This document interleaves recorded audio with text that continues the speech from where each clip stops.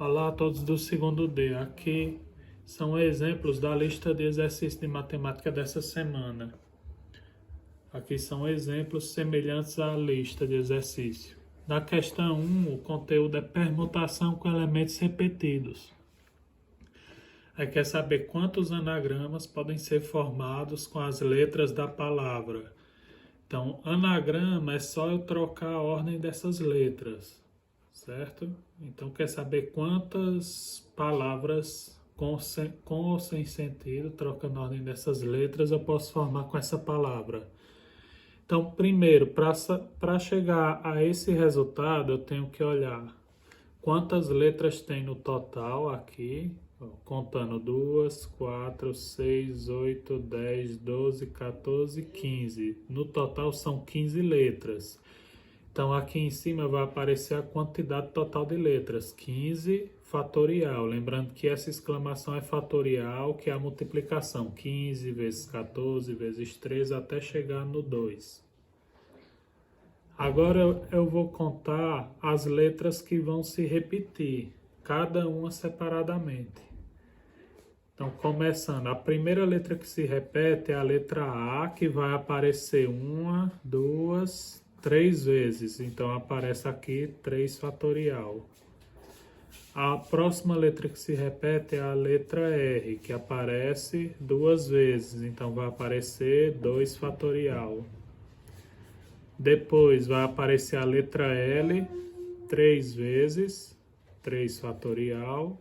A letra E 2 vezes, 2 fatorial. E por último a letra O 2 vezes, 2 fatorial. Então, novamente, em cima é o total de letras, 15. E embaixo, cada letra com a quantidade de repetições, certo? Letra A 3 vezes, letra R 2, letra L 3, letra E 2 e letra O 2 vezes. Todos esses números em forma de fatorial. A letra B é a mesma coisa, só outro exemplo. Aqui na palavra fisiologista eu vou ter 12 letras no total, então fica 12 fatorial em cima. Embaixo eu vou pegar as repetições. Eu tenho a letra I, que aparece 3 vezes, por isso 3 fatorial. Eu tenho a letra S 2 vezes, 2 fatorial. E a letra O 2 vezes, então aparece 2 fatorial, a mesma coisa da letra A. Na questão 2, quer saber quantos números de 7 algarismos podem ser formados com os algarismos do número 4.524.543. Como é que eu sei? Aqui é a mesma coisa dos anagramas. Eu vou ter 7 números, 7 algarismos diferentes. 7 algarismos no total, então aqui fica 7 fatorial. E eu vou olhar os algarismos que se repetem. Aqui eu tenho o 4, vai aparecer 3 vezes, então aparece 3 fatorial. E o 5 aparece 2 vezes, então aparece aqui 2 fatorial. Aqui não vai ter nenhuma restrição em relação a esse número. Eu posso usar qualquer um desses algarismos para ser o primeiro, o segundo, o terceiro, por aí vai. E aqui lembrando que a ordem vai importar, a ordem do número importa. Então aqui é permutação. Aqui é princípio multiplicativo de contagem.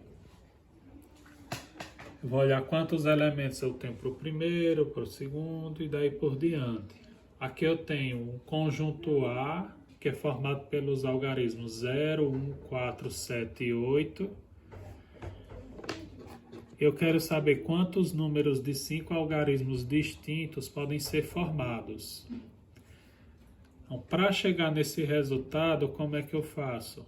Eu vou olhar o primeiro algarismo.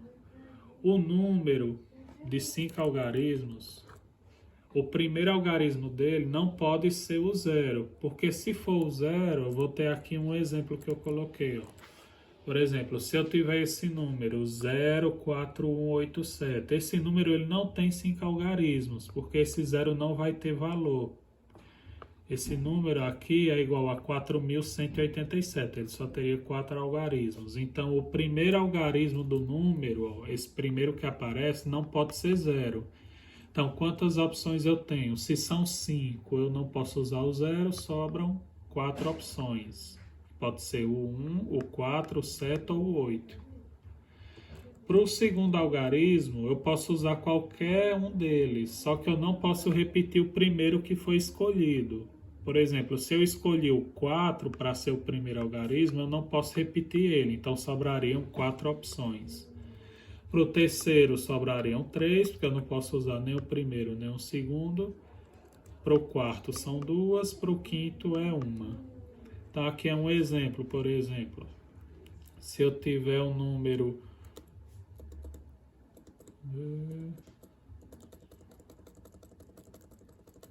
Se o primeiro algarismo for 1, certo? Para o segundo eu não posso usar o 1, então sobraria 0, 4, 7 e 8, são 4. Escolho um algarismo, escolho o 0, sobrariam 3, 4, 7 e 8, por aí vai. Na letra B eu quero saber quantos números ímpares de 3 algarismos distintos podem ser formados.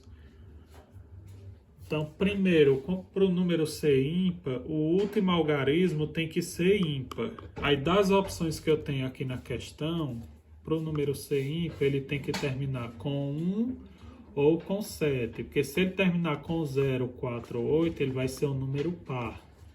Então, para o último algarismo, eu começo pelo último. Para o último, por que eu começo pelo último? Porque ele tem que ser ímpar. Então, só tem 2 opções, ou 1 ou 7. Certo? São 2 opções. Aí eu volto para o primeiro algarismo. No primeiro algarismo, como eu já disse na letra A, não posso usar o 0 e não posso usar o algarismo que foi escolhido para ser o terceiro, para ser o último. Então, nem posso usar o 0, nem posso usar o que foi escolhido aqui, ou 1 ou 7. Então, só sobrariam 3 opções. Eu até coloquei aqui no exemplo. Eu não posso usar o 0. Se o último algarismo for 1, eu só vou ter o 4, 7 e 8, 3 opções. E se o terceiro algarismo for o 7, eu só posso usar 1, 4, 8, também 3 opções. Então, para o terceiro algarismo são 2 opções, para o primeiro são 3. E para o segundo não tem restrição, só que eu não posso usar nem o primeiro nem o terceiro. Então são 5, só sobram 3 opções. Quantos números pares de 3 algarismos distintos não divisíveis por 5 podem ser formados? O número ele é divisível por 5 quando ele termina com 5 ou com 0. Dos algarismos que eu posso usar na questão, aqui não aparece o 5, mas tem o 0. Então, esse número ele não pode terminar com o 0. Então, ele só vai poder terminar com uma dessas 4 opções. 1, 4, 7 ou 8. Então, aqui eu vou ter para o terceiro algarismo, certo? No caso aqui, para o terceiro algarismo, eu só vou ter 4 opções. Terceiro algarismo são 4 opções. Só que o número tem que ser par. Então, para ser par, então ele só pode terminar com 4 ou com 8. Então, aqui eu teria, para o terceiro algarismo, 2 opções. Certo? Se o número termina com 1 ou com 7, ele é ímpar. Como ele tem que ser par, ele só pode terminar com 4 ou com 8. Não pode ser o 0, porque senão ele seria divisível por 5. Para o primeiro algarismo, o que é que eu vou ter? Eu nem posso usar, não posso usar o 0, certo? E não posso usar nenhum desses dois aqui, que eu teria. Nem o 4, nem o 8. Então, aqui, no caso, seriam 3 opções que eu teria. Certo? E para o terceiro algarismo, e para o segundo algarismo, eu também teria 3 opções. Então, aqui nesse caso, aqui ficaria 2 vezes 3 vezes 3, que daria 18 números. Aqui está o 1, mas aqui no caso seriam 3 opções. Agora, triângulo de Pascal. O que é o triângulo de Pascal? Eu vou formar um triângulo usando combinação simples, que a gente já viu. Só que a combinação vai aparecer nesse formato. Aqui, o que é que significaria isso? Por exemplo, 8 e 3. De 8 elementos, eu vou escolher 3 deles, sendo que a ordem não importa. De 8 algarismos, eu vou escolher 5. Aí eu posso formar um triângulo onde o número de cima representa a linha do triângulo, o número de baixo representa a coluna. Então, por exemplo, aqui eu teria, formando um triângulo, eu teria na linha 0, eu teria o número 0 e 0, certo? Ó, linha 0. Na linha 1, eu teria, em cima é a linha 1, embaixo é a coluna 0. O número de baixo pode ir até o número de cima, então eu tenho 1, 0, 1 e 1. E continuaria, linha 2. Em cima é o número da linha, e embaixo é a coluna. Coluna 0, coluna 1, coluna 2. E daí por diante. Essa conta aqui é a conta de combinação simples que já foi feita em exemplos anteriores.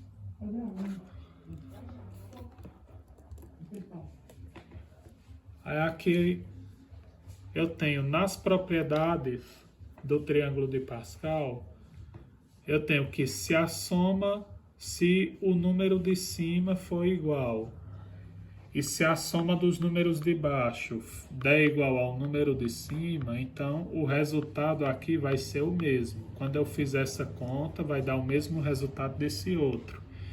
Então aqui, esse exemplo aqui vai ser verdadeiro. Ó. Essa igualdade vai acontecer, porque o número de cima é igual e a soma dos números de baixo vai dar igual ao de cima.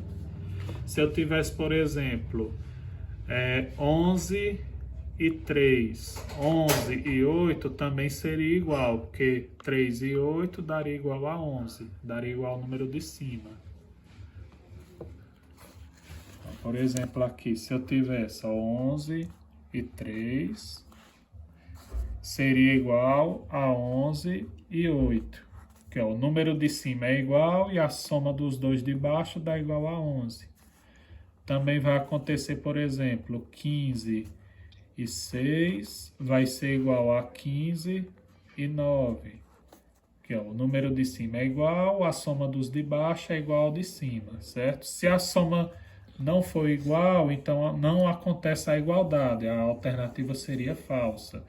Por exemplo, se eu tivesse 15 e 7, 15 e 6. Os números de cima são iguais, só que a soma aqui dá 13. Então, aqui não é igual, é diferente. Se tivesse essa opção, seria falsa. Aí, voltando para cá, eu tenho essa outra propriedade aqui, ó. 11 e 8 vai ser igual à soma desses dois números. O número de cima, comparado a esse, eu diminuo uma unidade, ó, aqui é 11, vai ficar 10. E os números de baixo, eu vou ter esse aqui e o próximo número menor, que seria o 7. Então, aqui, ó, esse número aqui é igual a essa soma, onde o número de cima é igual a esse menos 1, ó, 11 menos 1, 10. E os números de baixo, eu começo por esse e diminuo 1, 7. A mesma coisa aconteceria aqui.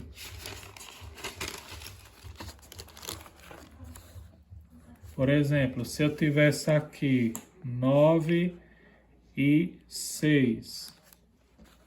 Isso aqui seria igual. Como é que ficaria a soma aqui? Em cima eu diminuo 1, então vai 8. Embaixo eu começo por esse e o próximo eu diminuo 1, 5. Então essa igualdade é verdadeira. Se eu tiver 15 e 11, como é que ficaria a soma? Ficaria, eu diminuo 1, 14. Aqui eu pego o 11 e o próximo menor, que é 10.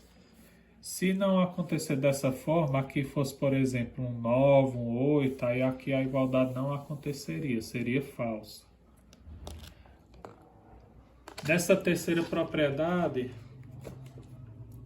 eu tenho que a soma dos números de uma mesma linha vai ser igual a 2 elevado ao número da linha. Por exemplo, como é que eu sei qual é a linha? A linha é o número que está em cima, o 3. Então, aqui a soma dos elementos da linha 3, que é igual a 2 elevado a 3.